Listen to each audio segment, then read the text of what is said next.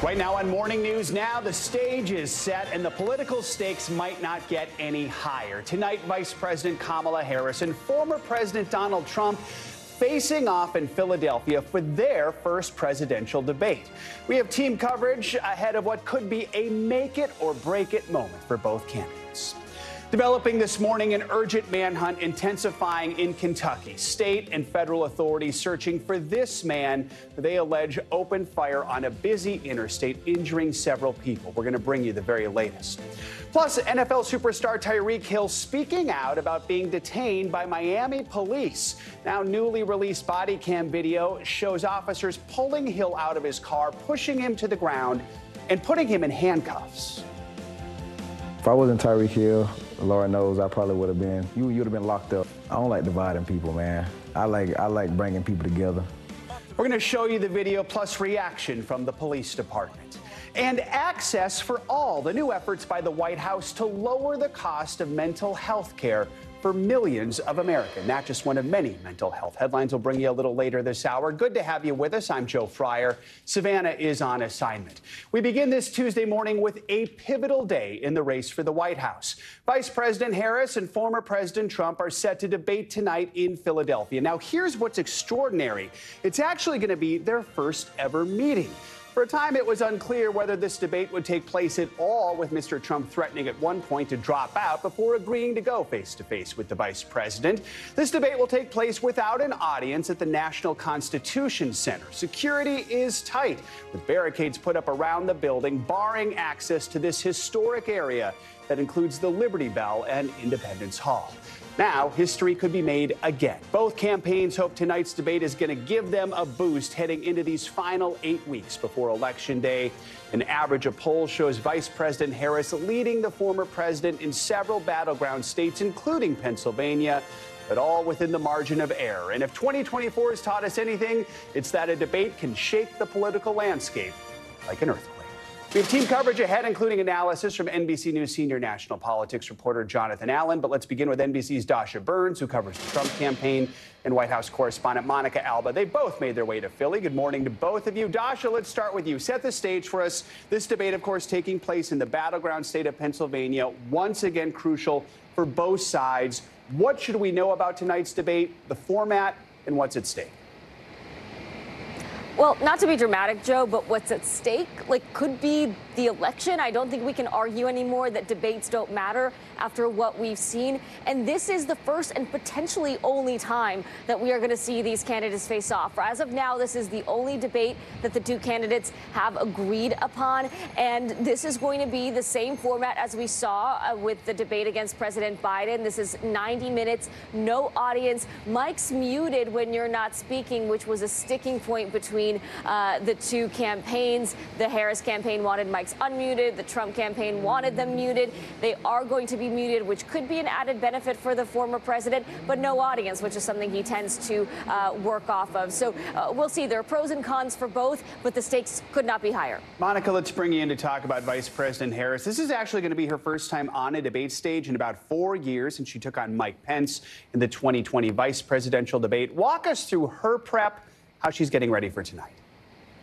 She took her prep pretty seriously, Joe. She was holed up in a Pittsburgh hotel for about 5 days, doing some extended sessions with a team of close advisors and allies who helped her prepare in various different sections for any kind of question that she could get. And this is somebody who, back to her days as a prosecutor, she likes to study. She pores over documents. I'm told that her team watched all of the Donald Trump debate clips. There's a lot of game film, you could say, there. So they really studied his answers on stage, because he is somebody who has had a lot of experience as someone in these kinds of matchups and contests versus Vice President Harris, who hasn't done that in a little while. So they wanted to make sure that she was able to run through this. She essentially faced off against somebody who is a longtime Democratic operative, Philippe Reines, who played Donald Trump in prep for Hillary Clinton back in 2016, and he did that again this time around. So they really went through it. They had a whole TV stage. They had lighting. They tried to really make it seem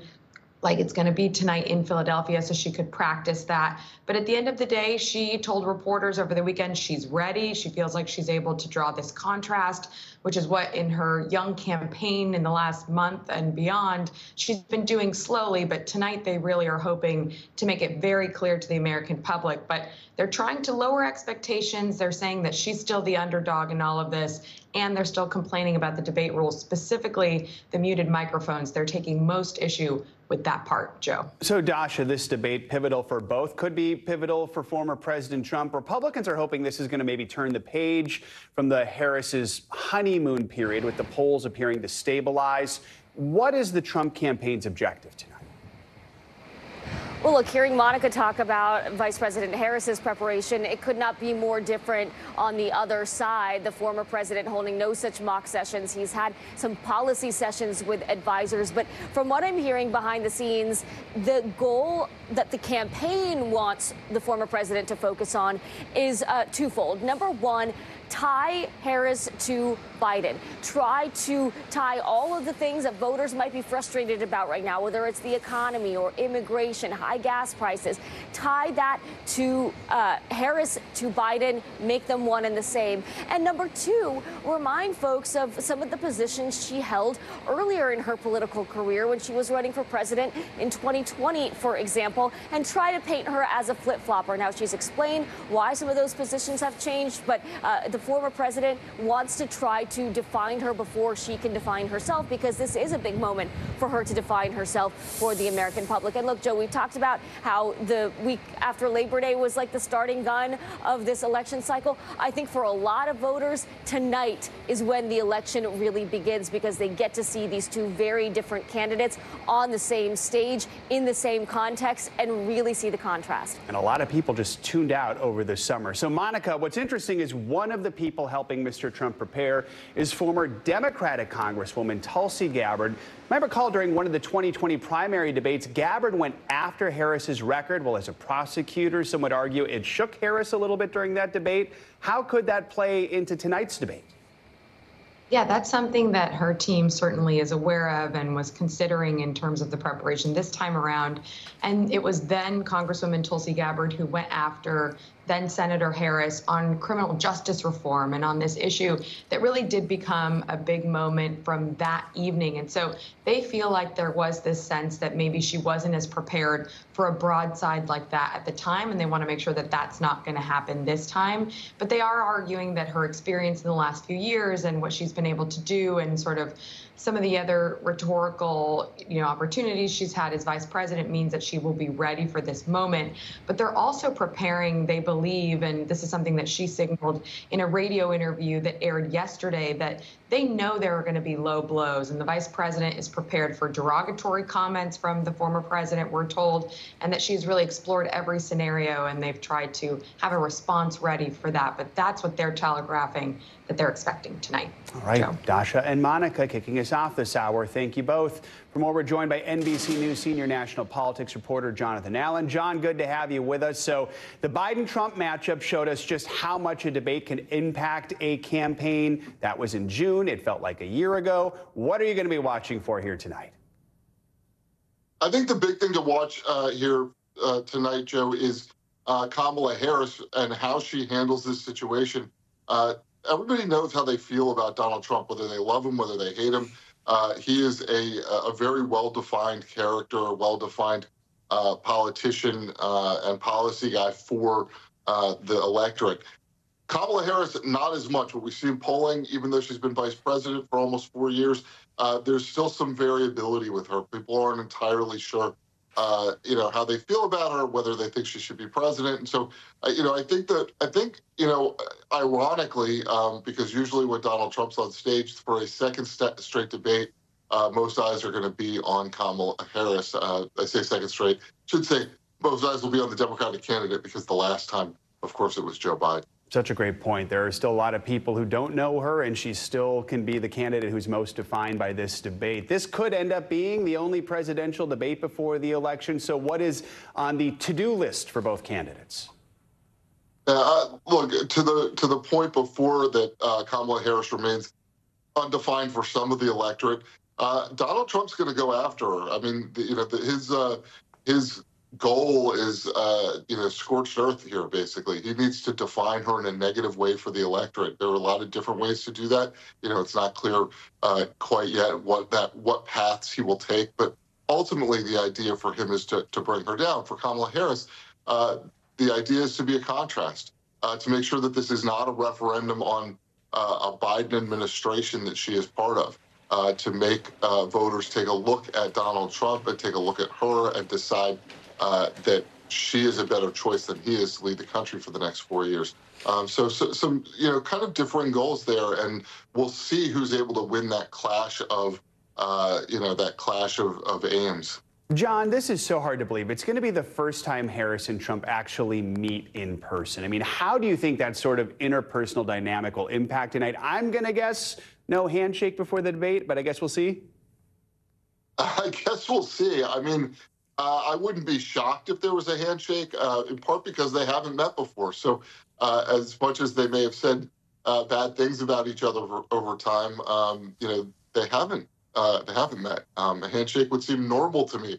It would seem not just civil, but like, you meet somebody the first time, you shake their hand. But we'll have to see.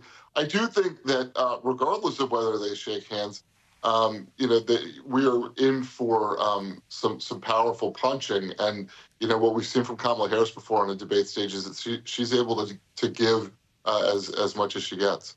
John, hoping for normal and civil. We will see. John Allen, good to have you with us. Thanks as always. Thanks, Jim. And you can watch tonight's presidential debate right here on NBC News Now and on NBC. Our coverage kicks off at 8 p.m. Eastern. An extensive manhunt is still ongoing for what police are calling an armed and dangerous suspected shooter in southern Kentucky. 32-year-old Joseph Couch is still on the run after allegedly opening fire on 12 vehicles from the side of an interstate highway over the weekend. 5 people were wounded, all of them in stable condition now. According to an arrest warrant, Couch has been charged with 5 counts of attempted murder and first-degree assault. Take a listen to what one state police trooper had to say during yesterday's update on the search. This manhunt has become a methodical effort, similar like a hide and seek. We're focused on protecting the residents and their homes and the businesses during this critical time. Our goal is to apply steady pressure and wearing Mr. Couch down. NBC News terrorism analyst Jim Cavanaugh joins us now. He's also a retired ATF special agent in charge and former hostage negotiator. Jim, good to have you with us. So the forest where this suspect is believed to be hiding is thousands of acres. The state police trooper we just heard from said it's like a jungle in there. So if it is like hide and seek, what are the best strategies to try and narrow down that search area when the terrain is this challenging? I mean, where do you even start? Right, Joe. That Daniel Boone National Forest encompasses 21 counties, just to give people an idea of the vast nature of it. Well, the first thing you start when you get there as on-scene commanders is you get with the district ranger of the National Forest Service for the forest. And he's going to have a team of rangers that know the territory. And they're going to be able to help you map out your search areas. And then the search is broken down by agencies, the Kentucky State Police, SWAT team, FBI, Marshal Service, ATF. They all have SWAT or SRT, Special Response Team, which is an interchangeable term. And they will use those teams because they're trained and used to operating in very rural environments. But I'll tell you, Joe, I think this guy's probably already dead. This whole act has the feel of a suicide, homicide. He left his car. He left his brand new AR-15. I mean, if he wanted to continue killing, why would he leave those? And in fact, he left a text message claiming he'd kill himself. I think they should add on some cadaver dogs and start where he was last seen shooting and, go out a mile or two and you might find him. Yeah, I mean, Jim, it was revealed Monday that Couch had texted someone just 30 minutes before the shooting that he intended to, quote, kill a lot of people. I mean, even though police found an AR rifle believed to be used in the shooting at the scene, he's still described as armed and dangerous. We only have a few seconds here, but what kind of information do you think police are trying to develop right now to help find him? Well, all his relatives, you know, any of his electronic devices that were left behind, was there anybody else he was trying to target? Would he be trying to get out of the woods to go kill someone else or harm someone else? It doesn't sound like it from what we know. I think the better chance is he's already shot himself. He might have had a handgun with him or jumped into a gorge. But they've got to cover all the bases, and they've got to continue to search for a while. But they could put the people's, the citizens' fears at ease if they could even find his body, because at least it would be the final answer. So they can't give up. They got to press forward. But I hope they would add some cadaver dogs in, and they might be able to get right to him. Or look for the buzzards, Joe. Sometimes they'll take you right to him. All right. Jim Cavanaugh, good to have you with us. Thanks as always. Now to the Middle East, where this morning search and rescue operations are underway after an Israeli airstrike on a crowded tent camp in a Gaza humanitarian zone. For more, we're joined by NBC News chief foreign correspondent Richard Engel. Richard, good morning. What more can you tell us about what we're learning about this strike? So this strike happened in an area called Al-Mawasi, which is in Gaza. It is a designated safe area. This is where Israel has been telling Gazans to go for months. It is a desert area, very little infrastructure. People are living there in tents. And the strike happened. Witnesses talk about 3 separate strikes, and there are 3 enormous craters in the sand, each one about 20 feet deep. According to civil defense officials, the numbers have been changing, but according to civil defense officials, they say that at least 20 tents were completely destroyed. People being described as buried under the sand, rescue workers using their hands and shovels to try and dig through those piles of sand and sand dunes to look for survivors or pieces of survivors. And they say that so far they have been able to identify 19 bodies. The earlier death toll put the figure at around 40 believed to have been killed. Israel acknowledges that it carried out this strike, says that it was carried out in coordination with the Israeli Air Force, and that it was a targeted strike, and that Hamas militants had been operating exactly in this area, that Israel struck a Hamas command and control structure where several militants were located at the time. So a major attack, and if you just look at the size of those craters, you get a sense of the power of the bombs that were used, that were just dropped on Gaza in this so-called safe area. Richard, just describe what things are like in the region right now. It seems that every border with Israel, something is happening right now. What is the mood right now? What is the feeling about how much more things could escalate? So all of these things are interconnected. The most pressing issue, the issue that is driving the vast majority of the tension in the region is the ongoing war in Gaza. And images like the one that you just showed are circulating all across the region, inflaming tensions. People are outraged and I think almost reaching a boiling point. With this attack that happened today, according to the health ministry in Gaza, which is run by Hamas, more than 41,000 people have been killed since the start of Israel's war in Gaza, which it started after the October 7th massacre carried out by Hamas in Israel. By the way, it's almost 1 year since that attack took place. But as you mentioned, because of the ongoing tensions, because of the death toll, because of this boiling point, there is still a low-level war going on between Israel and Hezbollah along the Lebanese border. There were just strikes less than 48 hours ago that Israel carried out. According to the Syrian government, Israel hasn't commented in Syria. There is still the potential that Iran could carry out a retaliatory strike against Israel for Israel's also unacknowledged assassination of a Hamas leader in Tehran. So any day, this could spill out of control and develop into a regional war. And there are so many diplomatic efforts by the United States and Arab mediators to try and prevent that happening. But I can tell you, as someone who's covered this region for many years now, it feels like any day you could wake up to the news that straw broke the camel's back and we've slipped into a regional war. It is that tense. All right. Richard Engel. Richard, appreciate your reporting. Thank you so much.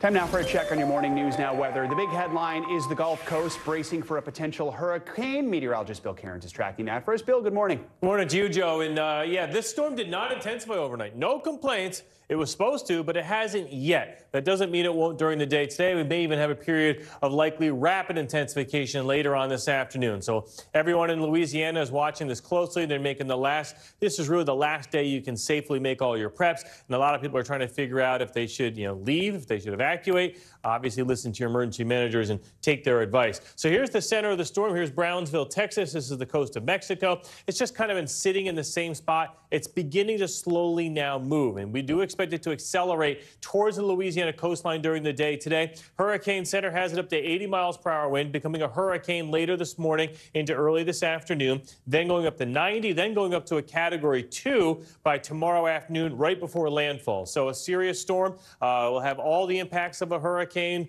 We'll have the severe weather, likely isolated tornadoes. We'll have storm surge. We'll have flooding. We'll have the wind that will do damage, knocking trees down in a lot of areas. The landfall location itself, though, is mostly a pretty swampy area. It's not going to be beaches, with houses and hotels on it. Inland areas will see more of the wind damage. Then it'll be a big rain event heading up into Mississippi and Tennessee as we head towards the end of the weekend. So how confident are we on where the storm's going? All of these lines are our computer model telling us. So it's between Lake Charles and New Orleans, really pinpointing the Baton Rouge and Lafayette area. That was the most likely area to go through the center. Of course, heavy rain is expected with any tropical system. Flood watches are up for most of southern Louisiana and portions of Mississippi. And we do expect that moderate flood risk. That will really begin as we go throughout late tonight into tomorrow. And we do have the possibility of up to a foot of rain somewhere here. And that could include the New Orleans area, Joe. So that'll be serious, along with very strong winds at the coast. So this is a Wednesday event. Today is the last day of preps. People need to be prepared to be without power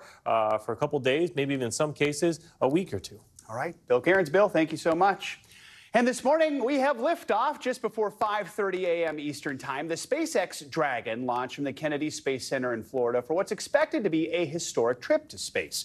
The Dragon is now finally in orbit around the Earth after the launch was delayed from late August. This daring mission, known as Polaris Dawn, will bring people farther from Earth than anyone has traveled since the NASA Apollo moon missions, 870 miles above our planet's surface. This will also be the first commercial crew to conduct a spacewalk. Now, because the Dragon doesn't have a pressurized air dock, during the spacewalk, the entire ship will open to the vacuum of space and will require every crew member to be fully suited up. This crew has spent 2.5 years preparing for this 5-day mission. The spacewalk gives the crew the chance to test new spacesuits that could one day be used in a future mission to the moon and beyond. And here in New York, Harvey Weinstein is in intensive care this morning after undergoing emergency heart surgery. The disgraced former movie mogul was moved from Rikers Island to a hospital for the emergency surgery Monday morning after complaining that he did not feel well. The 72-year-old is currently serving a 16-year sentence after he was convicted of rape by a jury in California. Movie fans are mourning the loss of one of the most iconic voices in Hollywood. James Earl Jones, whose career spanned 7 decades, was known for so many roles, including as the voice behind Star Wars supervillain Darth Vader and Mufasa in Lion King. He died yesterday at the age of 93. NBC News correspondent Steve Patterson takes a look back at Jones' life and legacy. I shall pray for you morning and evening. For over 70 years, he graced stage and screen with a voice that commanded attention. Don't you try and go through life worried if somebody like you or not. James Earl Jones was born in rural Mississippi in 1931, raised by his mother and his grandparents. As a child, he developed a debilitating stutter. You never get over it, really. You simply learn how to work around it, A high school teacher helped Jones find his confidence and his voice. He fell in love with the stage at the University of Michigan and debuted on Broadway in 1957. Just want to block and then keeping him off me. His breakthrough Tony-winning performance came as boxing champ Jack Johnson in The Great White Hope, which was later turned into a movie. Because every time you push that pinched-up face in front of me, I see where it done got me. As his movie career grew, he continued acting on the small screen. The first celebrity guest on Sesame Street. I am your father. But it was a 2.5-hour voiceover session for George Lucas that changed his life. So he hires a guy born in Mississippi, raised in Michigan, who stutters. And that's the voice, and that's me. I lucked out. The role propelled him, or at least his voice, to worldwide fame as Darth Vader in Star Wars. For the next 40 years, he excelled on stage, winning a second Tony Award. James Earl. And on the big screen, a Navy admiral in The Hunt for Red October. And I was never here. In The Lion King. You are more than what you have become. The voice of a network. This is CNN. And the voice of all baseball fans in Field of Dreams. People will come, Ray. People will most definitely come. He received an honorary Academy Award, had a Broadway theater named for him, became a Kennedy Center honoree, continuing to work in new projects, and revisiting classic roles. I'm only brave when I have to be. May I have your attention, please? On screen and in life, James Earl Jones was a king. The goal wasn't to be a billionaire or to be a Hollywood star, to be a part of good storytelling. The goal was about that. I found you! He found his voice, and we got a legend. Steve Patterson, NBC News, Los Angeles. We are back with an NBC News exclusive interview with NFL star Tyreek Hill. The wide receiver is speaking out after he was pulled over and detained on his way to the Miami Dolphins home opener on Sunday. Miami-Dade police say Hill was stopped for driving dangerously. He told NBC News correspondent Jesse Kirsch that he thinks the interaction would have been a lot worse if he weren't a professional football player. Get out! Get out! What part of violence do you understand? It went from 0 to 60 immediately. NFL star Tyreek Hill and his wife are speaking out exclusively to NBC News after he was forcefully detained and handcuffed by Miami-Dade police on Sunday. When we tell you to do something, you do it. You understand? You're a little confused. I'm getting out. Newly released police body camera video shows the moments officers approach Hill's vehicle down the block from the Dolphins stadium, just hours before the team's home opener. Why don't you have your seatbelt on? Hill seen handing something to police before rolling up his window and being ordered out of his car.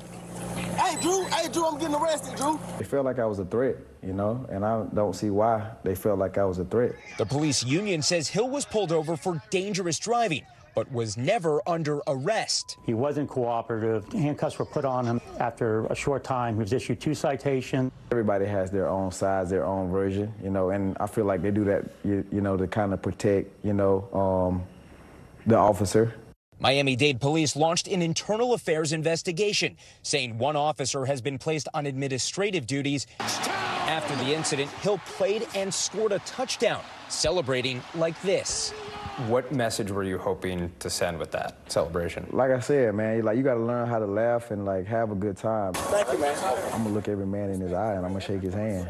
I'm just say thank you. That's it. I mean, and mutual respect. I did that with all the officers, even the officer that got administrative leave. I did that with him too, though. Now Hill hopes he can work with police in the wake of this incident. If I wasn't Tyreek Hill, Lord knows I probably would have been. You'd have been locked up. I don't like dividing people, man. I like bringing people together. Right? That's the way my parents always raised me. Jesse Kirsch, NBC News, Miami.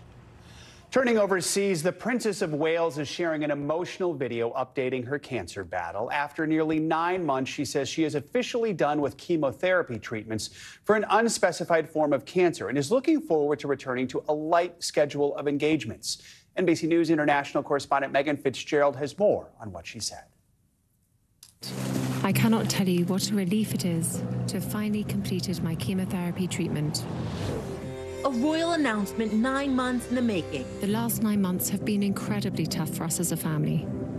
Life as you know it can change in an instant. And we've had to find a way to navigate the stormy waters and road unknown. The princess opening up in a way we've never seen before, sharing rare and intimate moments with her family. Is this filming? Hello? Hello? The princess also announcing she's looking forward to attending more public engagement.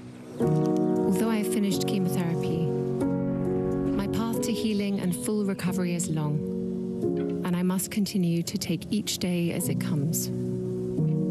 I am, however, looking forward to being back at work and undertaking a few more public engagements in the coming months when I can. A major step in a frightening journey one she didn't walk alone. This time has above all reminded William and me to reflect and be grateful for the simple yet important things in life, which so many of us often take for granted, of simply loving and being loved. Megan Fitzgerald, NBC News, London. Glad to see she's doing better. All right, coming up on Morning News now, a heartbreaking message from the family of NHL star Johnny Gaudreau and his brother, Matthew. Urge everyone to never drink and drive. Call a ride. Please do not put another family through this torture. Up next, the touching goodbye and the bittersweet surprise from Johnny's widow. Plus, a major twist in the trial of the man accused of killing 4 University of Idaho students. We'll be back right after this. Welcome back. The funeral for NHL star Johnny Gaudreau and his brother Matthew was held on Monday, 11 days after they were both killed by a suspected drunk driver. Their widows delivered poignant eulogies with life-affirming revelations in the depths of their grief, remembering their husbands as caring and devoted men on and off the ice. NBC's Sam Brock has the story. The heartbreaking tributes for a pair of brothers the hockey world lost far too soon. To my babies, Daddy loves you all so much, and you have the best daddy in the world. Family, friends, coaches, and teammates gathering for the funeral of Columbus Blue Jackets all-star Johnny Gaudreau and his younger brother Matthew, both killed by a suspected drunk driver while biking late last month in South Jersey on the eve of their sister's wedding. I urge everyone to never drink and drive. Call a ride. Please do not put another family through this torture. As the suspect awaits a court hearing this Friday, services the culmination of 11 days of unrelenting grief.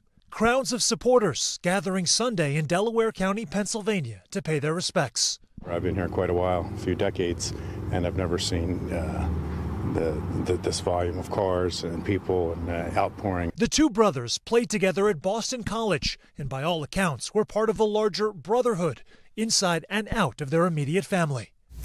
To John's teammates, from growing up at Hollydale to Boston College to the NHL, you were a huge part of John's happiness.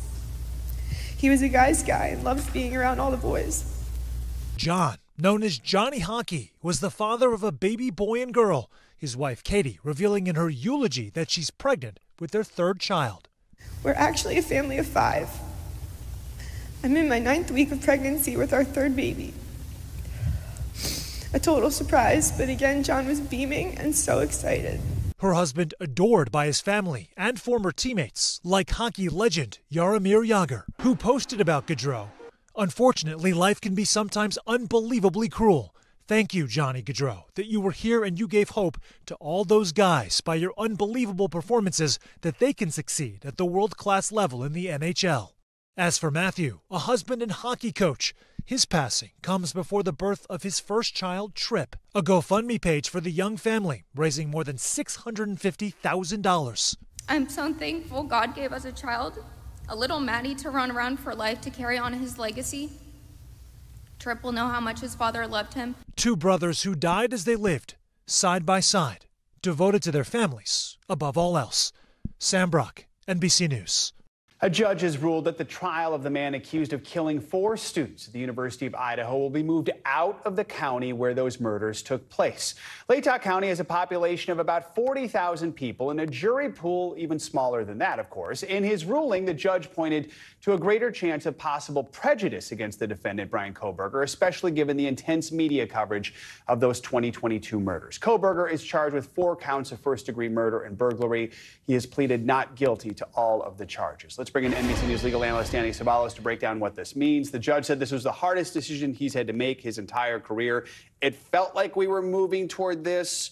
Talk more about his decision, and is it surprising at all? Most of the time, these venue transfer motions based on pretrial publicity, they're not winners. They're also an avenue of attack after someone's been convicted. Again, rarely successful. But in this case, it's as simple as this. The defense outworked the prosecution. They called a handful of very competent experts.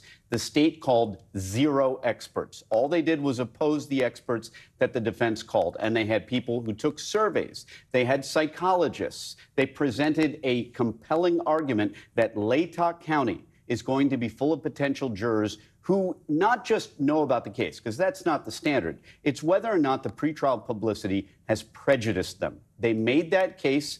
They convinced the judge. It was a difficult burden to meet, and they met it. How is the decision now made on where the trial will take place, and what impact could this have on the trial? It's not clear from the trial judge's order, but if you read the opinion, one of the things he focuses on is that Latah County, the courthouse in that town, is simply not big enough. They don't have the resources. They don't have enough administrators. They don't have enough sheriff's deputies. So that suggests that the Supreme Court might consider that and transfer it to the largest urban area, maybe Boise, maybe another county with facilities that can handle a high-profile trial. But the judge went into detail about how essentially we're just a small one-horse town here. We don't even have enough room for all the people who might be interested in this trial, let alone the participants. This decision to move the trial, can it be appealed now by prosecutors? It could, but the judge put a lot of evidence on the record at the trial level that I don't know that the Supreme Court is going to overturn it, or any intermediate appellate court. It may be the case that they would, and if I'm the prosecution, I think I would fight pretty hard to try and oppose this, and I would have fought harder than they did at the trial level, because this is going to be a massive inconvenience. Prosecutors benefit tremendously from the fact that most of the time their offices are in the same building as the courthouse. They don't even have to go outside half the time to get to the courthouse where they're trying the case. Meanwhile, attorneys like me, defense attorneys, we're living in a Motel 5. We can't afford a Motel 6. We are living out of our cars, our suitcases, while we're on trial. It's a tremendous home field advantage. And the defense has scored a not insignificant victory in getting this venue transferred. And it's not just, of course, the attorneys, but the victims' families who've been criticizing just how slow this has been moving. This will have a huge impact on them, especially if they have to go all the way to Boise, right? Yes, and the judge acknowledged that. The judge pointed out, look, this is going to be a massive inconvenience for the victims' families, for witnesses. I mean, there are a lot of eyewitnesses who have no dog in the fight. They're just subpoenaed. They're called as witnesses. They're not going to have to get in their car and drive to wherever this trial is. And I think the Supreme Court will consider that. They'll try not to send the case somewhere so far away that it's a massive inconvenience, but far enough away that the prejudice is mitigated. It's a challenging decision that the Supreme Court has to make. And it's really interesting that a trial judge who has the case of a lifetime chose essentially to get it out of his courthouse and not keep it. And will he be the judge then still? I believe not. Under the procedure, the Supreme Court will decide where the case goes, and I don't believe the judge travels with it, but it could be wrong about that. Got it. All right, Danny Savalos, appreciate it. Thank you so much. Coming up, mindfulness as medicine. When we come back in our weekly check and the new research that shows the real impacts of meditation when it comes to pain management. And if you need a little travel inspo, well, here's your sign. New this morning, we're going to take you on a little trip around the world for U.S. News and World Report's 2024 Best Countries in the World. Watching Morning News Now.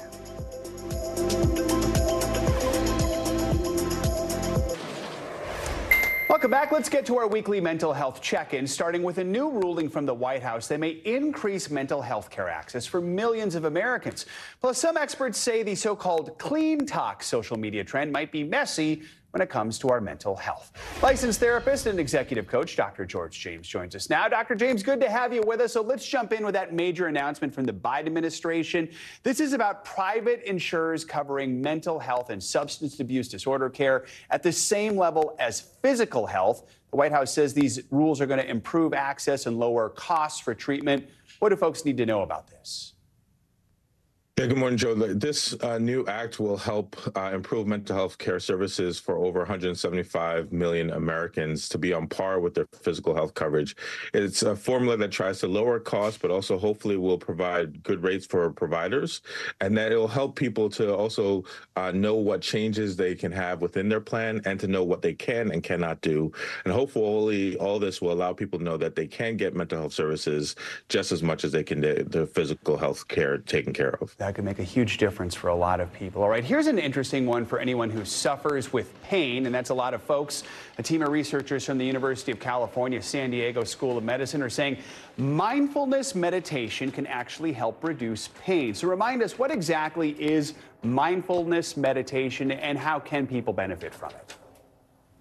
Yeah, so mindfulness is the act of trying to be present, trying to be in the moment. It's a focus where people are able to center that moment in their time and not be distracted by other things.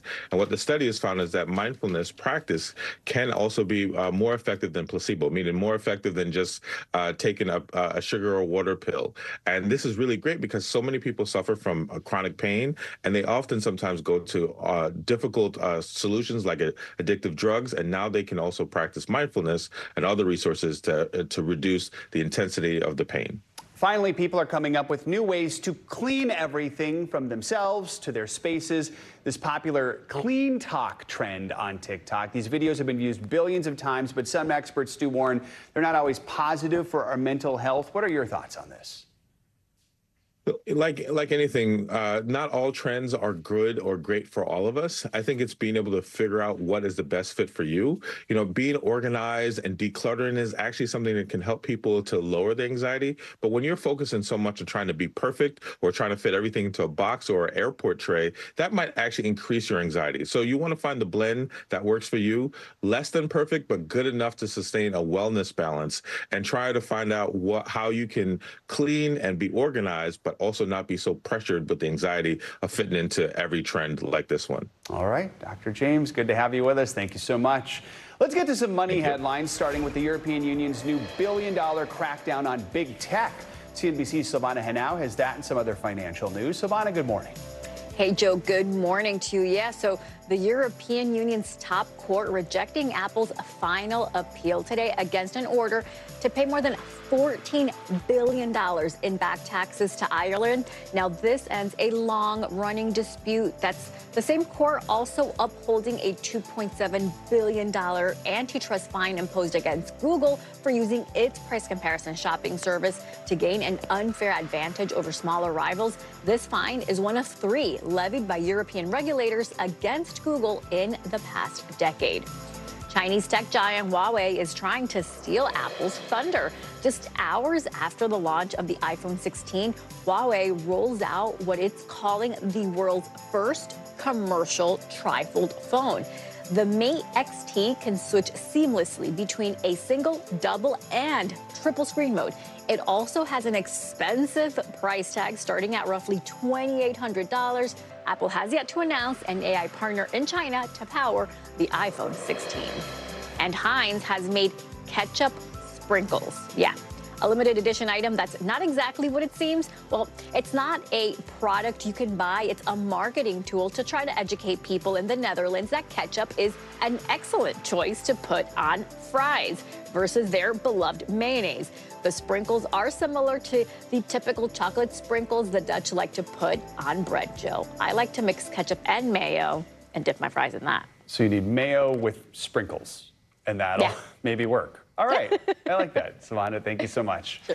Coming up, a touching 200-mile tribute to those who lost their lives in the 9/11 attacks. When we come back, how one former flight attendant is making sure they're remembered 23 years later. This is Morning News Now.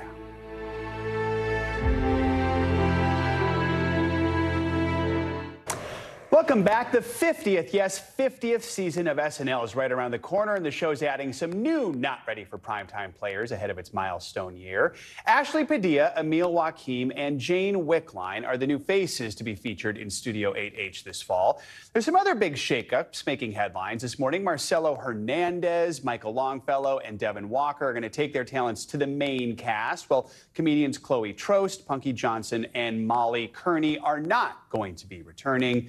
Also, Maya Rudolph is rumored to be reprising her impersonation of Vice President Kamala Harris in the run-up to November's election. Season 50 set to premiere September 28th, right here on NBC. All right, it's no doubt been a summer of national pride. Countries around the world cheering on their best athletes at the Olympics and Paralympics in Paris. But this morning, we've got some new bragging rights for several nations, regardless of how many gold medals they won. The U.S. News and World Report is now revealing the best countries in the world for 2024. Here are the top 5. Switzerland clinched the top spot overall for the 3rd year in a row. As you can see, the U.S. rounded out the top 3.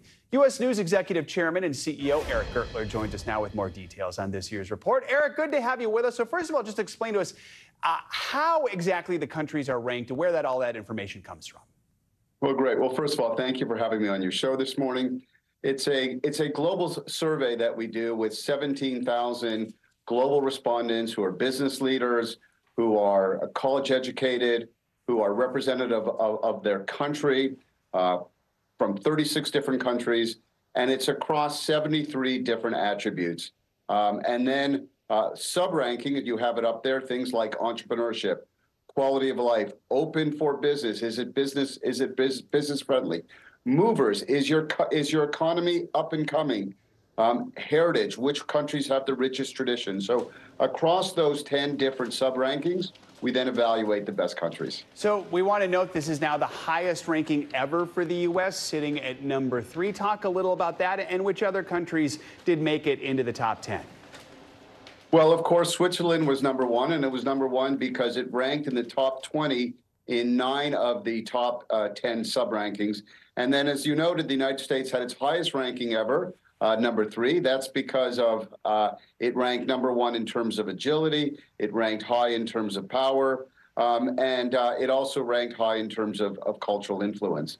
I might also note for the United States that it was also ranked number 1 within a subcategory of being the best place to study and the best place to study abroad. So, Eric, I know U.S. News surveyed nearly 17,000 people for this. What are some of the biggest trends you found when it comes to having a more global outlook? Yeah, so a few different interesting trends that we saw. First of all, 86% of global respondents felt that this year's election in the United States, we have an election coming up, will be important to the world. Number 2. What was interesting in terms of global optimism on artificial intelligence, and that varied between Western countries and Eastern countries, with Eastern countries being much more positive about the potential effects of artificial intelligence, and Western countries being more pessimistic about artificial intelligence. You guys, global go ahead. Immigration is ticking down. And then last thing in the survey, generally speaking, the perception is that the global economy is slightly improving. This is the 9th time you've done this particular list. We have like 20 seconds here, but what has this taught you just about the world? Well, I think what's important is that in today's world, in an interconnected global world, people can put their money where they want, they can travel where they want. This has effect on countries' GDP, and that's why it's important that countries understand the perception of their countries in the world. All right. Eric Gertler, thanks so much for joining us this morning. We appreciate it. Thank you so much. We're going to end this hour with one man's 200-mile journey on foot. Pushing a beverage cart, the former flight attendant walks the path of each flight that was hijacked on September 11th back in 2001 to honor his colleagues who were killed in the attacks. NBC News Now anchor Tom Yamas spoke to him about his 4th and final journey. Staring down a 200-mile journey by foot, Paul Veneto sets out from Boston with only one thing on his mind: his former co-workers. I get emotional. That's the only reason I do it. The retired flight attendant pushes a beverage cart in tribute to the airline crews who lost their lives on September 11th. Veneto was working on United Flight 175 on the night of September 10th, 2001. Just hours before it was hijacked and flown into the second tower. I get off the plane the night before at 8 o'clock. And then this crew that I knew on 175 got on it the next morning to do the trip that I just finished. Now in its 4th and final year, Paulie's push is a mission to walk the path of each of the 4 flights that were hijacked in honor of the colleagues and friends he calls the first responders. Police, fire, strangers, janitors, everybody helped out on that day and afterwards. But I would never hear anything about the heroics of these crew members. I couldn't understand why. This year, the path is that of American Airlines Flight 11. Paulie's push started at the Boston Public Gardens 9/11 Memorial on August 18th and will end at Ground Zero in New York City on September 11th. His journey, at times, taking him into the woods of Massachusetts, across a multi-lane highway in Connecticut, and through small towns in New York. Sometimes stopping for a quick pep rally. Or an impromptu roadside concert.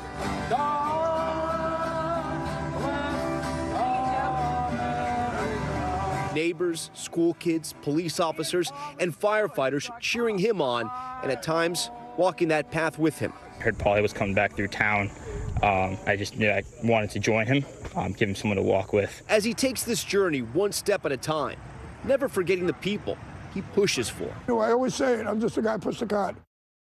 Our thanks to Tom Yamas for that report. Tomorrow will mark 23 years since the attacks which led to the deaths of nearly 3,000 people. It's going to do it for this hour of Morning News Now, but stay with us. The news continues right now. Good morning. Good to have you with us. I'm Joe Fryer. Savannah is on assignment right now on Morning News Now, one-on-one. We are just hours away from what could very well be 2024's first and only presidential debate between Vice President Harris and former President Trump. Tonight, both will try to convince America that they are right for the White House. We've got team coverage of what's at stake for both candidates as polls paint the picture of an impossibly tight race with just 8 weeks to go. Also this morning, here we go again on Capitol Hill, another funding fight for the federal government taking shape ahead of a looming shutdown at the end of this month. We'll bring you the major sticking points from both sides of the aisle as a controversial bill on voter registration steals the spotlight ahead of Election Day. Plus, bracing for impact. Millions along Louisiana's Gulf Coast are preparing for another direct hit from Mother Nature. This time we're watching Tropical Storm Francine, which is expected to make landfall as a hurricane on Wednesday. We're on the ground with the latest track. And later in the hour, the loss of a true American icon, James Earl Jones, a mainstay on the stage and screen for more than 50 years. The tributes pouring in this morning to an unmistakable voice that will live on for centuries to come, even in galaxies far, far away. We're going to begin this hour in Philadelphia, where the presidential nominees will take center stage in their first and potentially only debate against each other later tonight. Vice President Harris and former President Trump will meet for the first time ever when they debate inside the National Constitution Center. Their head-to-head comes exactly 8 weeks before voters head to the polls on Election Day. NBC News Chief White House correspondent Peter Alexander kicks off our coverage from Philadelphia. Hey, Joe, good morning to you from here in the spin room, where allies for both Harris and Trump are going to converge immediately after tonight's debate to try to sell it as a success for their candidate. But ultimately, it is going to be up to you, the voters, to decide. This is former President Trump's 7th general election debate, Vice President Harris's first. And one piece of business is already complete, the coin toss, which Trump won, choosing to speak last during tonight's closing arguments. Just hours from now, the first and maybe only presidential debate between Vice President Harris and former President Trump. The face-off also notably the first time the two rivals will have met. Trump skipped President Biden's inauguration, where they would have all been together. How are you feeling? Harris arriving in Philadelphia Monday after a series of mock debate sessions, complete with a stage and TV lighting, according to campaign sources. Sources also tell NBC News Harris and her team are focusing on ways to try to needle Trump, to provoke him, and that Harris has studied past Trump debate clips, like those where he lashed out at Hillary Clinton in 2016. Such a nasty trust fund. And repeatedly interrupted Joe Biden 4 years later. Vote and let your senators know how strongly you feel. Vote now. Make sure you, in fact, let people know you're a senator. I'm not going to answer the question. Why would you answer that because question? the question is, radical left. Will you shut up, man? Listen, But tonight, the rules say the mics will be muted when it's not a candidate's turn to speak. Harris previewing her mindset. We should be prepared for the fact that he is not burdened by telling the truth. Less formal debate prep for the former president. Among those advising him, former Democratic Congresswoman Tulsi Gabbard, who tangled with Harris in a primary debate 5 years ago. Now, some of Trump's allies urging him to focus on policy. His rival turned supporter Nikki Haley delivering this warning. Donald Trump and J.D. Vance need to change the way they speak about women. You don't need to go and talk about intelligence or looks or anything else. Just focus on the policies. Tonight's debate punctuates a frenetic 3-month political stretch that began with President Biden's dismal debate performance that ultimately forced his exit from the race. If we finally beat Medicare.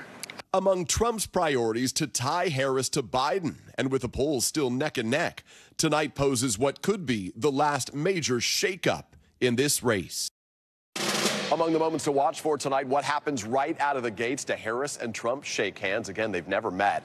Trump allies are urging him to focus on policy over personality, as you heard, to key in on critical issues like inflation, immigration, continued conflicts overseas. But this morning, the Harris campaign is already trying to get under Trump's skin, releasing a new ad featuring former President Obama mocking Trump's obsession with crowd size. Notably, no crowd tonight, Joe, just the two candidates and the two moderators. Back to you. All right, Peter, thank you. For more, we're joined now by NBC News chief political analyst Chuck Todd. Chuck, good to have you with us. So 8 weeks left till Election Day.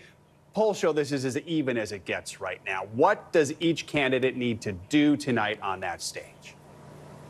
Well, it's pretty simple what they need to do. Now, whether they can accomplish it, I think that's more difficult, right? Kamala Harris has to, I believe, what's keeping her from winning this election is winning over skeptical moderates, maybe even skeptical center-right voters, former Republicans turned off by Donald Trump, who just believe she's too progressive.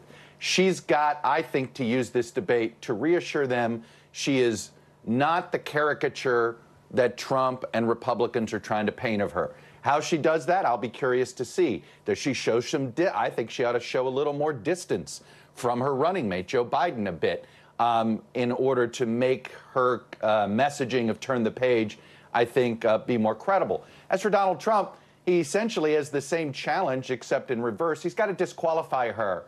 He knows, you know, he's not going to win over these voters that don't like him.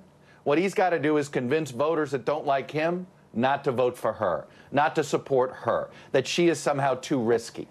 And if he can win over those voters, he could say, you may not like me, but you may have liked my economy. Whether they actually accomplish those two things, Joe, I'm a little more skeptical of. But that's the challenge that I think is before both candidates tonight. We know, I mean, Trump is just hard to debate. Is there anything that Vice President Harris just needs to avoid? Any traps that could be set that she just needs to get out of the way of? Not to let, you know, not to make this, not to take the bait, right? And that's easy to say, hard to do when you're up on stage. It's easy to say how many people have told you to do this or me to do this on social media, right? Don't take the bait. It's exactly what they want. But it is actually difficult to do when you're standing up on stage when somebody is coming after you like that. But I really think that that's the mistake. Anybody, if you look at the history of debating Donald Trump, whenever somebody has decided to say, all right, you want to go down, you want to get dirty, let's go. What has happened? You know, Trump is the same person when the fight is over, but you've sullied yourself. Ask Marco Rubio this, ask Hillary Clinton this. And so I think that she's got to figure out how to stay away from it, almost let him, and almost be bemused by it. You know, one thing that I'm curious, you know, one little ding she can do, and I'll be curious if she does it, is does she remind him he was fired once by the voters? And how she does that, how she delivers lines like that, I think will be the difference on whether she's perceived as the winner of this debate or not. We've had this whole debate over the muted mics. At the end of the day, do you think that gives either of them an advantage? I think it really restrains Donald Trump, and if you're his campaign, that's a good thing. If it's the stuff he mutters under his breath and in between. I mean, Peter showed the clip. I mean, he lost that debate with Biden by being Mr. Interrupter. So I think muted mics are a huge asset to keeping Donald Trump from his own worst instincts. Do they shake hands, Chuck? I'm sort of exhausted from the fact that we don't do this anymore. I would make if it were me on stage, I would be making the attempt to shake hands with my opponent. Let my opponent not take it. All right. Chuck Todd, appreciate you. Thank you so much. You can watch tonight's presidential debate right here on NBC News Now and on NBC. Coverage kicks off at 8 o'clock Eastern. Over on Capitol Hill, it was back to school yesterday as lawmakers returned from summer recess, but they went right back to the looming threat of a government shutdown. The deadline for a deal to fund the government is September 30th. Republican Speaker Mike Johnson's proposal to avert the shutdown is drawing pushback, not just from Democrats, but also from several members of his own party. We're joined now by NBC News Capitol Hill correspondent Allie Vitale for more on where things go from here, a place we've been many times, Allie. It seems like this inevitable path toward a stopgap bill to keep the government open past the election. What are the biggest hurdles Congress has now as the September 30th deadline approaches? Yeah, look, new semester, but same clicks and same drama. It's all pretty predictable at this point, especially because we knew that when Speaker Johnson and other members of Republican leadership first put out their plan to avoid a government shutdown, we all really considered that the opening offer, but definitely not the one that was going to be taken. Now, we'll see by this afternoon when they're supposed to hold a vote on this bill if ultimately they are able to do so, or if they let it fail on the floor. That is an embarrassment to leadership, but it's certainly something that this Republican majority has sort of grown comfortable with as they really have things try and fail in full view of the public on the House floor. Again, not the normal way that things are done, especially not coming off of the Speaker Nancy Pelosi era, but here we are in a different time. Now, the question is, if Johnson does not have the votes from Republicans, which it does seem like he has a vote total problem, and we'll see if he's able to assuage anyone in their conference meeting this morning. But if he's able to do that, is it enough? But also, where are Democrats on this? Because there's two problems. The first is when they're trying to fund the government till, at least in a stopgap time. Typically, these end-of-the-year shutdowns are averted by saying, okay, we'll handle this in November, maybe even December. It becomes a holiday problem. This year, what they're trying to do is push it to March. Many appropriators say that's too far. The other piece of this is they're trying to add the SAVE Act, which effectively prevents non-citizens from voting, which is already illegal. Democrats not on board for that, some Republicans not on board for that, and that's where the problems lie. What did we hear from the floor as lawmakers debated this potential short-term funding bill from Speaker Johnson? Well, we heard Senator Schumer come out immediately and forcefully saying this is not the way we're thinking of doing it in the Senate or as Democrats. Watch. Speaker Johnson's slapdash continuing resolution isn't a serious effort to fund our government. If House Republicans were serious, they would sit down and craft a bill in a bipartisan fashion, consulting with me, the House Democratic leader, and the White House. And they would consult a bill that, in a bipartisan fashion, would actually achieve our common goal of funding the government. Because, of course, the thing you have to remember here is the House is going to do what the House is going to do, as it always does, but then it goes over to the Senate, and they like to put their own imprimatur on things. They like to do things their own way, and a lot of senators have said they're not on board with the way that Johnson wants to do this right now. That spells problems all around. The election is quickly approaching. A shutdown could close federal agencies, national parks, furlough millions of workers just before November 5th. I gotta feel like that's going to influence something here, right? You would think, but there are some Republican lawmakers, albeit they are in safe red districts, who said they're okay with shutting down the government if it means upholding their view of fiscal values. Now, a lot of Republicans don't share that. Democrats don't share that. And I can tell you from covering these past government shutdowns, the only people who are hurt are Americans that aren't in the building okay with shutting down the government. So certainly that is going to be in the water, and why these September shutdown deadlines in election years are always so thorny. It's always a tough issue, but the election politics only makes it worse. All right, Allie Vitale. Allie, thank you so much. Now to the Gulf Coast, where Francine is churning off the coast of Mexico. Forecasters say the storm should make landfall in Louisiana late Wednesday afternoon as a Category 2 hurricane. NBC News correspondent Kathy Park is in Baton Rouge now, joins us with the latest. So I know Francine's expected to hit in just over 24 hours, so we still have some time. What are conditions like right now?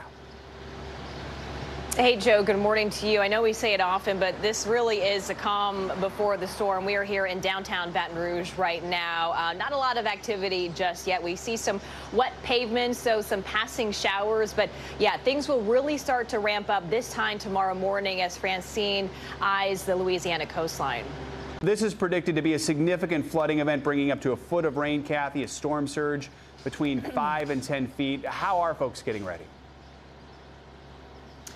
Yeah, Joe, well, folks here in Louisiana, they certainly are no strangers to hurricanes, right? So they are definitely listening to the warnings. Yesterday in Baton Rouge, we certainly saw a lot of long lines at grocery stores. People are fueling up, so they're stocking up on the essentials, fuel, water, food, and we'll probably see more of that today. You're looking at some images from some sandbagging sites that have opened up, and we'll probably see more crowds later on this afternoon. afternoon. But, Joe, keep in mind, you know, oftentimes we spend several days preparing for a hurricane, but this storm really ramped up pretty quickly. So now we're just counting down the hours until the storm makes landfall. We see so many hurricanes and storms over the last few years. How seriously are folks taking this storm? Yeah, well, you know, Joe, I think people are really taking this seriously. You saw the preparations, and we saw officials get ahead of the storm yesterday, holding press conferences. They're urging people to take advantage of these calmer conditions. So get ready now, and really that window is closing. So today is really the final day of preparations before the conditions start deteriorating. We know law enforcement officials here in the area, they say they will up their patrols and kind of reassess the situation. So later on this morning and this afternoon, we'll probably get a better handle of just how they plan on tackling the storm as the models continue to change. But the governor of Louisiana did declare a state of emergency. Take a listen. We don't want to downplay this event, but we also do not want people to panic. Those people living along the coast should heed their local officials' warnings and take the proper precautions necessary for high tides, for extreme storm surges, and for those areas that are going to be impacted by a strong southerly wind. You heard the governor there talking about storm surge. It could reach anywhere up to 10 feet. Also, heavy downpours expected, anywhere between 4 to 8 inches of rain. So flash flooding also could be a concern this time tomorrow into the evening hours as well. A lot of schools in the area have decided to dismiss early today and, of course, close tomorrow. Understandable. All right, Kathy Parks, stay safe. Thank you so much. Let's get to NBC meteorologist Bill Cairns for the latest on Francine's track. Bill, good morning. Good morning, Joe. And we're getting to that point where everyone wants to pinpoint what town, what location is going to get the worst damage from the winds, storm surge, and also the possibility of that freshwater flooding from the heavy rains. So the new update from the Hurricane Center kept it at 65 miles per hour. That's great. It has not intensified at all in the last 12 hours. That's not going to probably happen. We're probably not going to be that lucky during the day today and tomorrow, as we do expect it to get a little more organized as it begins to lift towards the northern Gulf Coast. Hurricane Center has it becoming a hurricane later this afternoon and then becoming a Category 2 as we go through about this time tomorrow morning. So that's a pretty rapid intensification here as it approaches the coastal areas, and it does look like that landfall is going to be somewhere near Vermilion Bay. That's southern portions right along the Louisiana coast, and then the storm weakens and rains itself out as it moves up right along the Mississippi River there and heading for Memphis. So these spaghetti lines are all our computer models, and you can see we're narrowing that zone of where we think the impact's going to be. The black line is the official forecast from the Hurricane Center. There's been a couple models that have shifted just a little bit to the right of the official forecast. This is Vermilion Bay right in here. You can see where Lafayette's located. We're starting to eliminate Lake Charles and Cameron Parish for at least a direct landfall. It's looking to be more to the east of you. This little slight trend to the east does bring this closer to Baton Rouge and also a little closer to New Orleans. We do not expect a direct impact in New Orleans, but you're still going to be in that dirty right side, and you will go through some squalls, isolated chance of tornado risk too, and of course that heavy rainfall risk. New Orleans could easily pick up 3 to 6 inches of rain from this storm, and that's why this entire region here from Baton Rouge to New Orleans is in a moderate risk of flash flooding. This is for tomorrow, and highest rainfall totals on the coast. That's where we could see a possibility someone could get up to a foot of rain. And of course, the winds, of course, that'll be an issue too. And we do expect a lot of tree damage. You know, we're not going to have beaches, Joe, with reporters blowing around. This is a swampy area. There's no beaches. There's no access. Inland, though, we'll have a lot of trees falling in places on cars, homes. That'll be a big issue. All right, a lot for folks to prepare for. Thank you so much, Bill. Appreciate it. Also this morning, a historic space mission lifted off from the Kennedy Space Center. It's carrying an all-commercial crew that will conduct its own high-risk spacewalk more than 800 miles from the Earth's surface. NBC News senior correspondent Tom Costello is at the Kennedy Space Center. Tom, a lot going on in space right now. This is not to be confused with that Boeing Starliner mission, right? You're right. You're absolutely right. An awful lot happening in space. This is the Jared Isaacman mission. You may recall he's the billionaire who's already gone up once and raised hundreds of millions of dollars for St. Jude Children's Hospital. So now a second mission with a crew of 4. But make no mistake, this mission is very high stakes. 4, 3, 2, 1, ignition. Roaring off the launch pad in the early morning hours, an all-commercial group of space explorers riding in a SpaceX Dragon capsule and determined to break records, flying higher in orbit than any humans in more than 50 years, and the first commercial crew to conduct a spacewalk while testing new spacesuits that might one day be used for SpaceX missions to the moon and Mars. Maybe not in the not-too-distant future, humans are gonna finally reach another planet other than our own. Mission Commander billionaire Jared Isaacman, an accomplished pilot, now paying for his second trip into space on an Elon Musk SpaceX rocket. Pilot Scott Petit, a veteran Air Force fighter pilot. Mission Specialist Sarah Gillis, a SpaceX engineer, and Medical Officer Anna Menon. The most dangerous portion of the mission, that spacewalk. To do it, the entire spaceship will be open to the vacuum of space with everyone suited up. They talked about it here on Today. It'll be about a 2-hour operation overall. All of us will get suited in these brand new spacesuits before we vent the spacecraft and then go outside. To prepare, they've been training for 2.5 years. From nauseating centrifuge spinning, to survival training, to skydiving at the Air Force Academy, where we caught up with them. Why do this? Why do we need to go into space? I mean, there are questions that we've been asking ourselves since like the dawn of civilization, right? That we don't know the answers to, and the universe is so big. And something else that's big. Isaacman's first mission, Inspiration 4, raised a staggering $260 million for St. Jude Children's Hospital. We've raised millions since with Polaris Dawn and will continue to do so throughout the duration of the Polaris program. Yeah, a really great fundraiser. This is a 5-day mission splashing down on day 6, we think in the Atlantic Ocean, though that's TBD at the moment. Also, they are going to be going through the Van Allen radiation belts. These are highly charged radiation belts. That is also risky. They're going to be monitoring their radiation exposure and then what, if any, impact they see in terms of their health down the road. Joe? All right, pretty incredible stuff, Tom. Thank you so much. Much more to come here on this hour of Morning News Now, including new police body cam footage of the controversial detainment of Dolphins star Tyreek Hill. What he's now saying about the incident in a one-on-one with our own Jesse Kirsch. But first, after the break, an emotional update from Princess Kate amid her months-long battle with cancer. Those stories and much more coming up next. We're back now with an encouraging new message from the Princess of Wales. Kate is talking about her cancer treatment in a new emotional home movie style video that also provided an intimate look at her life with Prince William and their children. NBC News Now anchor Kate Snow is here with more on this. Kate, good morning. Yeah, good morning, Joe. So 6 months after her cancer diagnosis to the world, the news now appears hopeful. The Princess of Wales says she has completed chemotherapy, the 42-year-old royal adding that she's humbled by the support she's received, but also she's speaking candidly about just how tough this time has been, with a long recovery ahead. A major milestone for the Princess of Wales, 9 months after her cancer diagnosis. I cannot tell you what a relief it is to have finally completed my chemotherapy treatment. In a deeply personal new video message, Princess Kate also announcing a gradual return to royal duties. I am, however, looking forward to being back at work and undertaking a few more public engagements.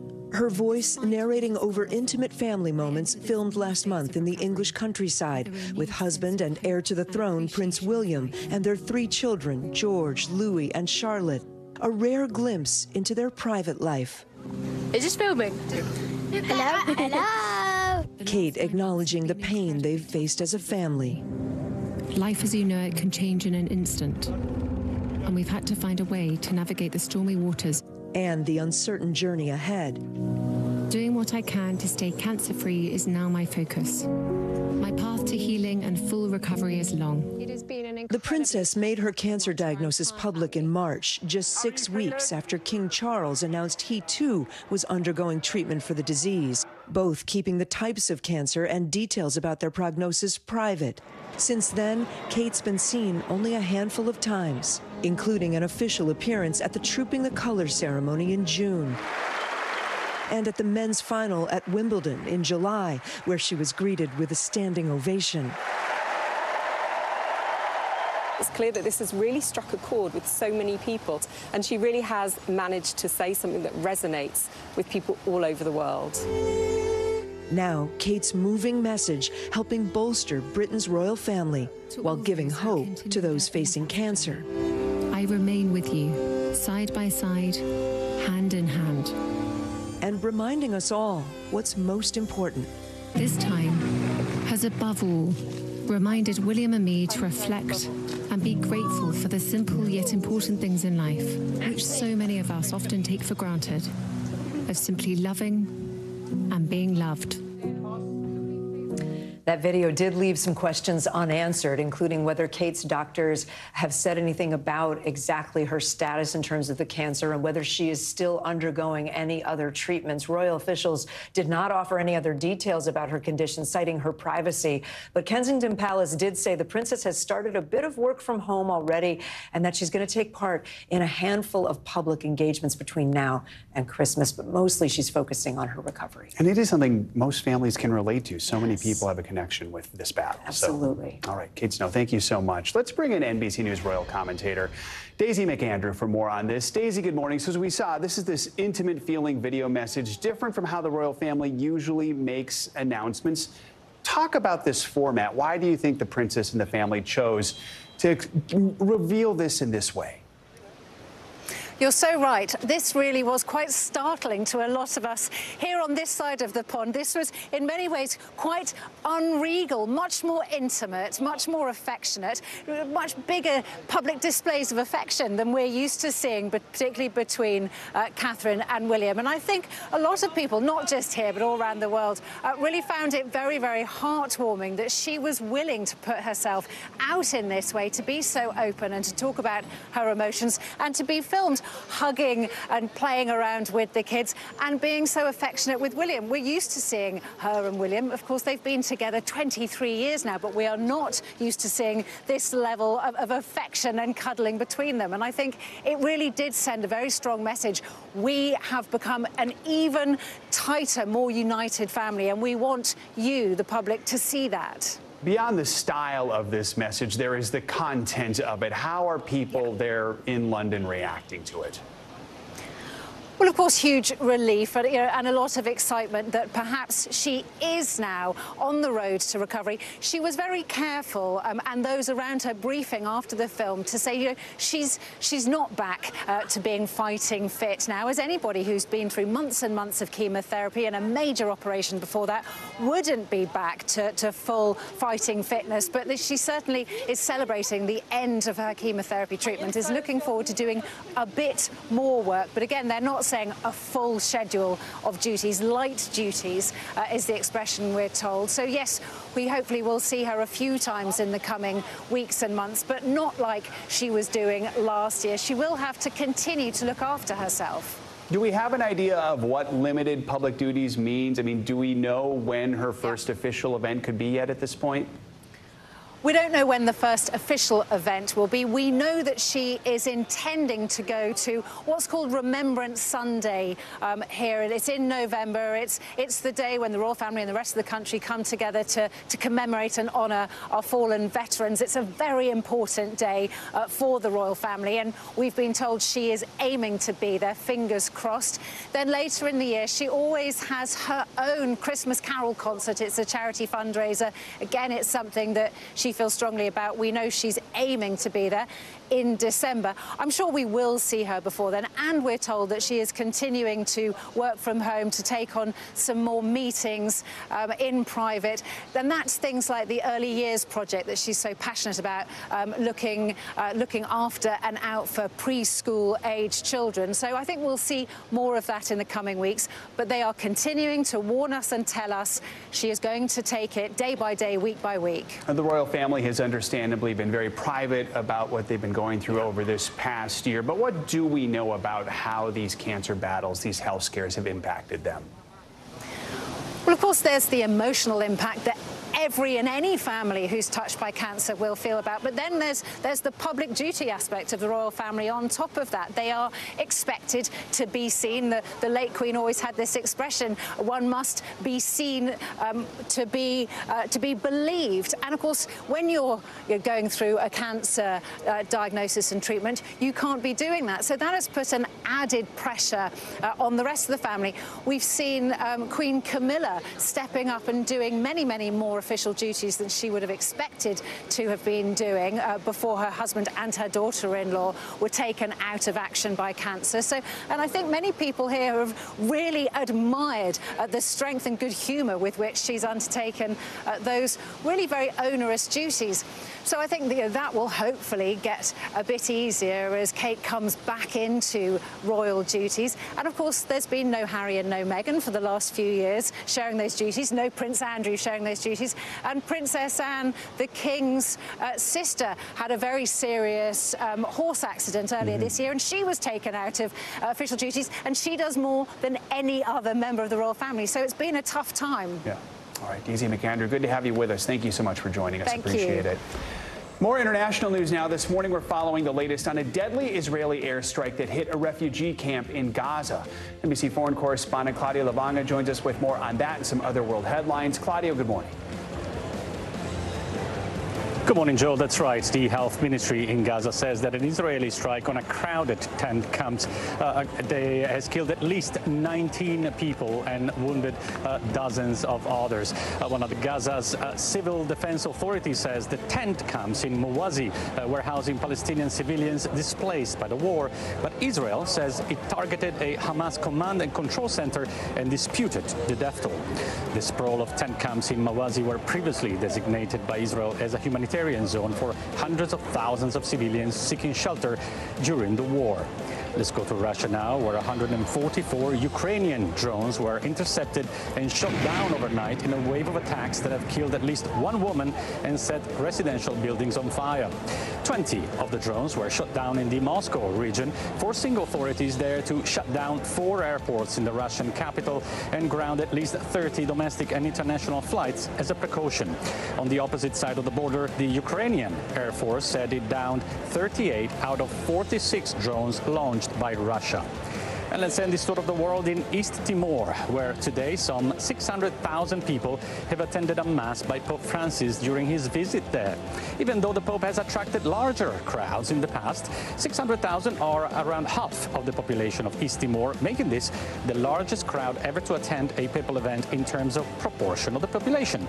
Around 97% of people in East Timor define themselves Catholic, making it the world's most Catholic nation outside Vatican City. The Pope is visiting East Timor after Indonesia and Papua New Guinea and will travel tomorrow to Singapore before he returns on Friday to Rome and, of course, the Vatican. Joe? All right, Claudio, thank you so much. Still more to come on this hour of Morning News Now. After the break, a legal bombshell in the case of accused University of Idaho murderer Brian Kohberger, why a judge ruled his trial won't take place in the small town where that tragedy happened.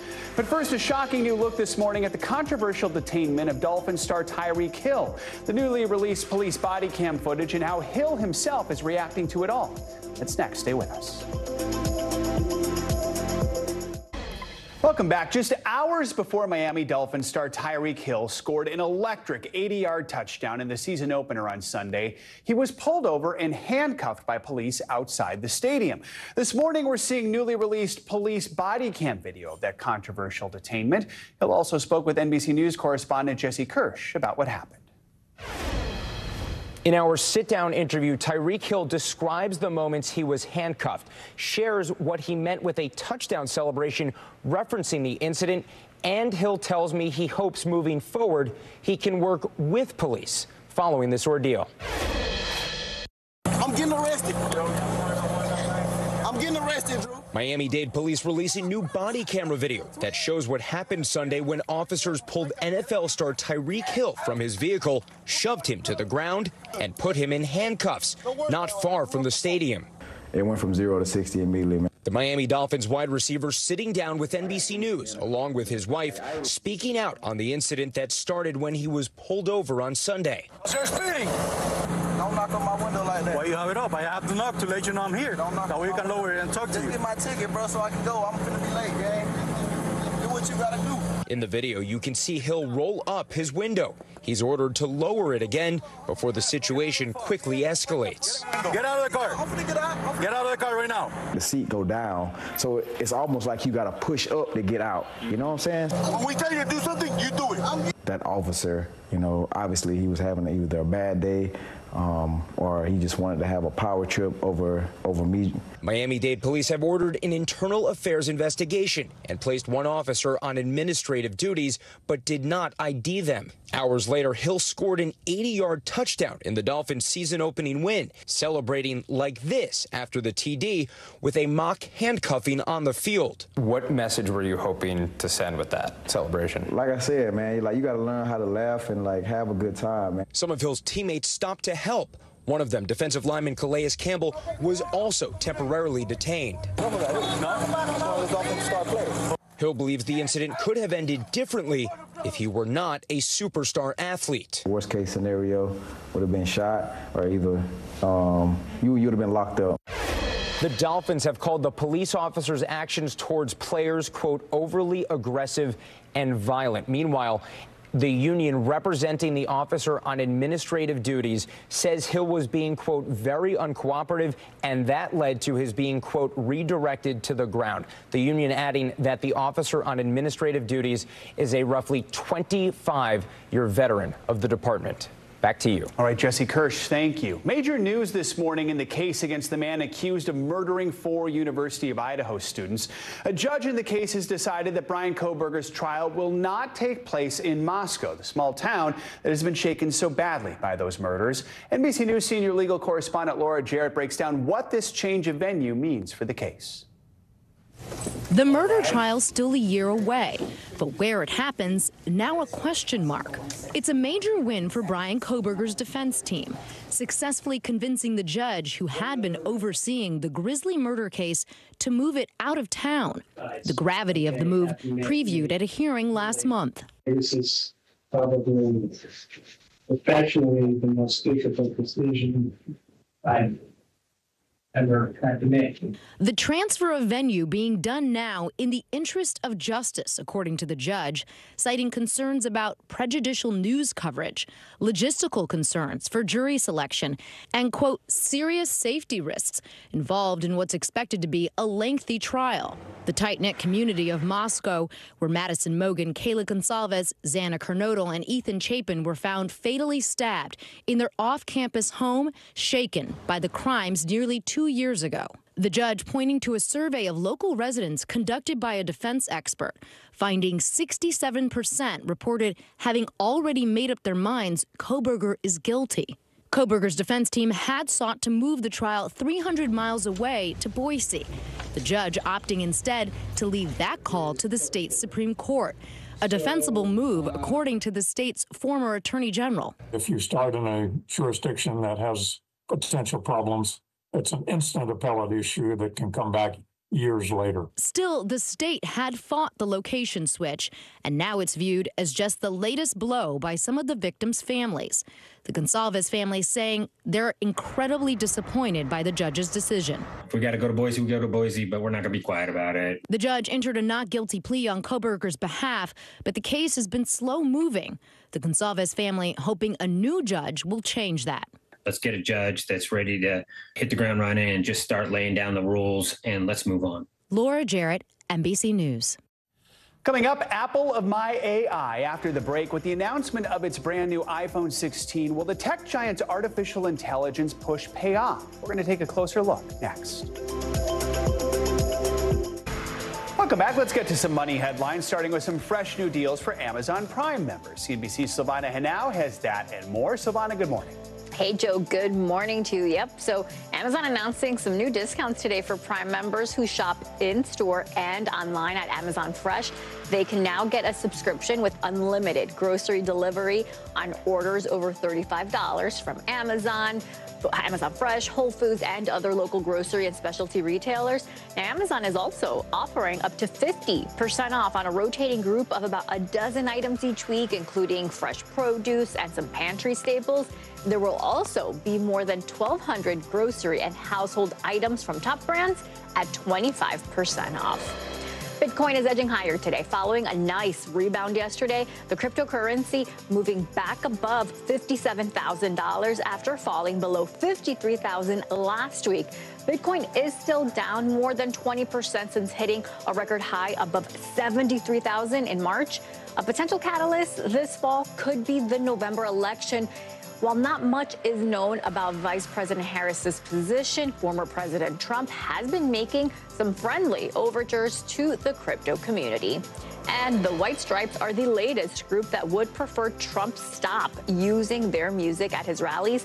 Jack and Meg White filing a lawsuit accusing the former president of copyright infringement of their hit song, Seven Nation Army. They claim the song is being used without their consent. Other artists objecting to Trump using their music include Celine Dion, ABBA, and the Foo Fighters, Joe. All right, Savannah, thank you so much. Another business news, Apple has launched its annual fall product line. That includes the newest versions of the iPhone, Apple Watches, and AirPods, but it's not the products themselves necessarily making the biggest splash this year. NBC News business and data correspondent Brian Chung is here with more on yesterday's big unveil. Brian, good morning. Yeah, Joe, I mean, look, the iPhones, they look about the same, and that is indeed the case, right? With the iPhone 16, the screen is just a little bit bigger than with the 15, but Apple is making it clear it doesn't want you to buy the phone for the phone. It wants you to buy it for the artificial intelligence.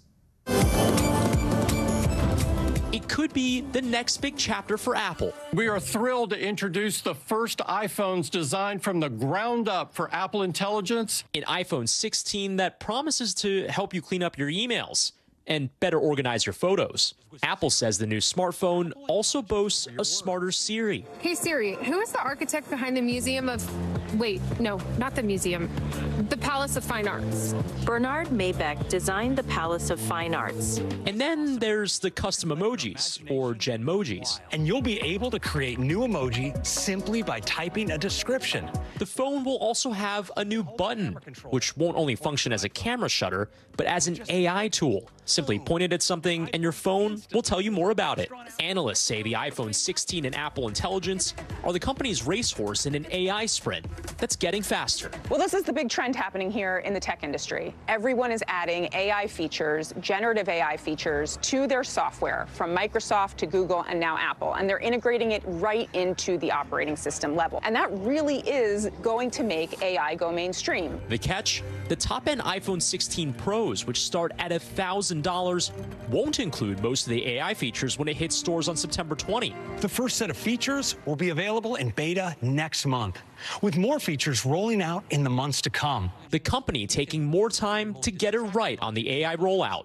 The company also unveiled a number of other products, including new, slimmer Apple Watches and a refreshed suite of AirPods Pros that can serve as clinical-grade hearing aids. I'm really excited about the impact this will have on so many people's lives. But Apple's big bet is on consumers upgrading to the smarter iPhones. With hardware sales of the iPhone declining, the company is trying to draw in consumers on Apple Intelligence, which Apple says it will not push to phones older than last year's iPhone 15 Pros. So if you want these AI capabilities, Apple is asking you to shell out a good amount of money to get them.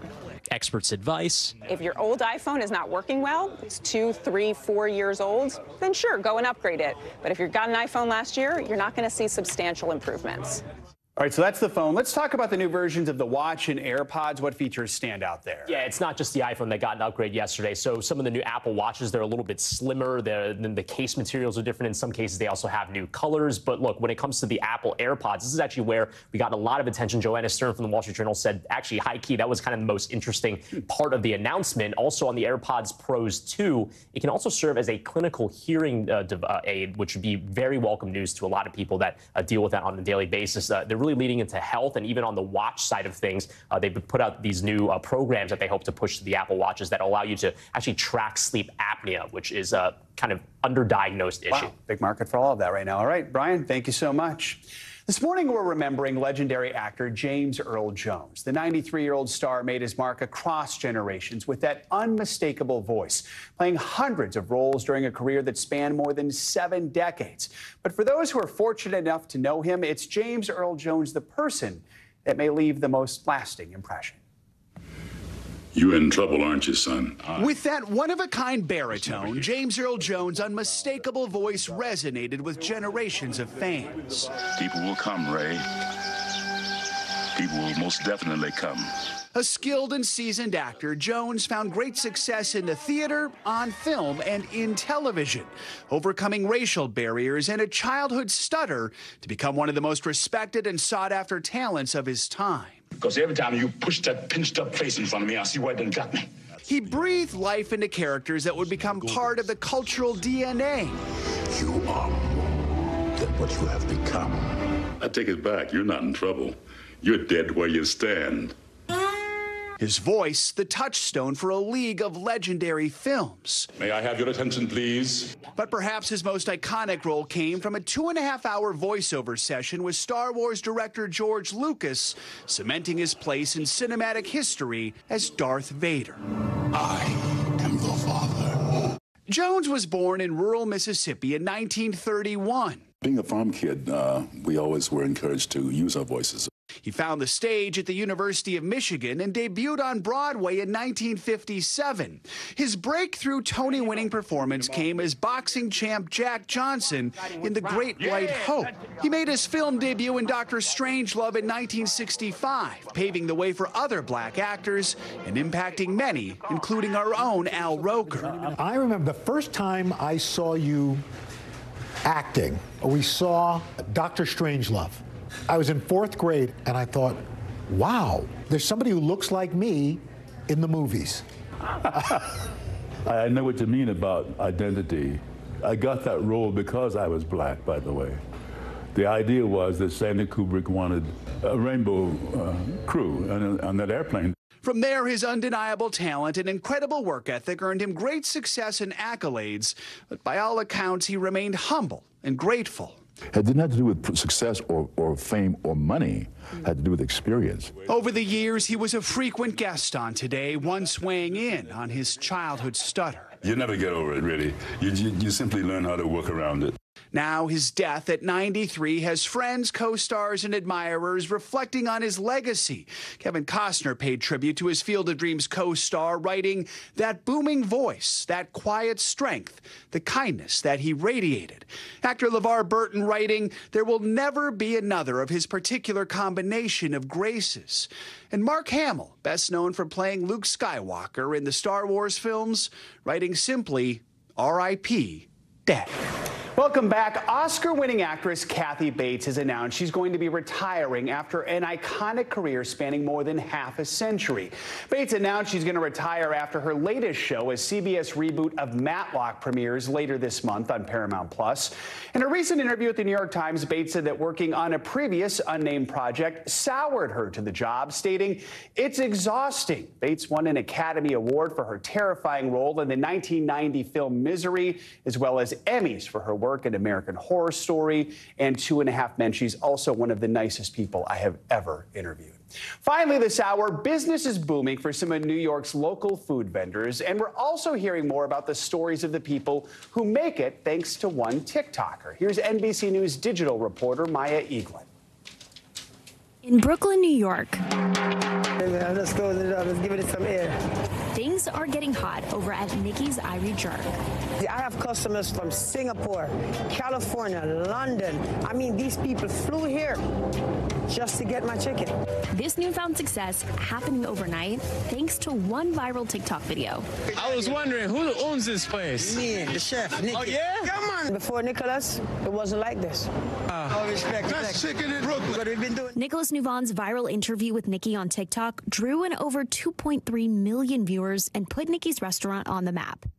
I go around and I talk to people about their lives, about their experiences, about anything that they're willing to share with me. Walk me through the process of making one of these videos.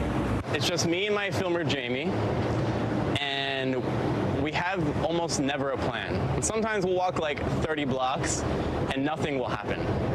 And sometimes we'll go out and we'll walk around and something will happen. Nicholas's superpower, turning local neighborhood heroes into internet icons. What are you selling over here? Juices, all Caribbean juices, mama juice. Anybody come visit you yet? Everybody, I saw you, I saw you, I saw you. It's a blessing. I found me from Trinidad. You guys reconnected? Yeah, because of TikTok video. How long has it been since you guys spoke? 15 years about. No. Growing up, we idolize like famous people. But like Nikki and all the people that are walking by us right now are the real famous people. Like these are the people that we should be learning from. Who taught you how to cook? My grandmother is the head chef.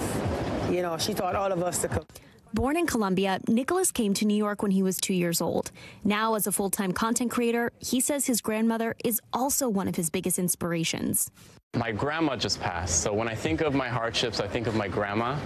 And when I meet these people on the street, it reminds me of my grandma. You have a good face. Because I have good ways. No stress? No stress. I don't take one stress. Nicholas shared he recently lost his grandmother too, and the legacy of carrying her spirit, you know, through the work that he does. Wow. Listen, don't get me to cry.